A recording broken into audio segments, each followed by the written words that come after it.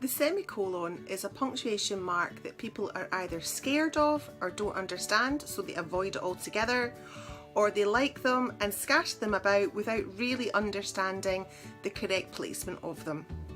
There are only two important rules to understand when using a semicolon, so let's take a look at them now so you can be confident in how you use them.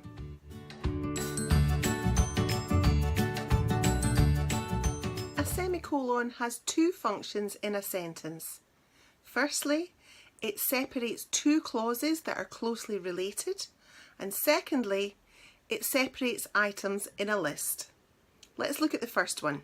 A semicolon is used to show that although the two sections or clauses in a sentence are separate, they're closely connected.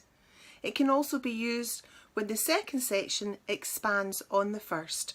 For example, I don't like tomatoes, I prefer a green salad. So it's okay to use a semicolon when the two sections of the sentence could stand on their own as separate sentences, or when you could replace the semicolon with a full stop. In this case, you wouldn't use a comma here. This is called a comma splice and is generally frowned upon, although in fiction writing, when the rules can generally be a bit more lax, they are often used for better effect.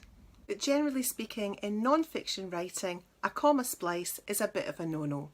The second reason for using a semicolon is to separate the items in a list. Although on some occasions it's perfectly clear and it's enough to use a comma, when the items in a list are complex and perhaps contain commas themselves, or if the list is particularly long, it can often be much clearer to separate each item with a semicolon. When you use semicolons to separate items in a list, the list itself must be introduced by a colon before the first item, and don't forget to put a final semicolon before the last and. So it's really quite straightforward. There are generally only two reasons to use a semicolon in your writing. Thanks for watching. I hope that's cleared things up for you. If you're interested in reading the blog that goes with this video, check out the description for the link, and don't forget to subscribe to this channel for more help for worry-free writing.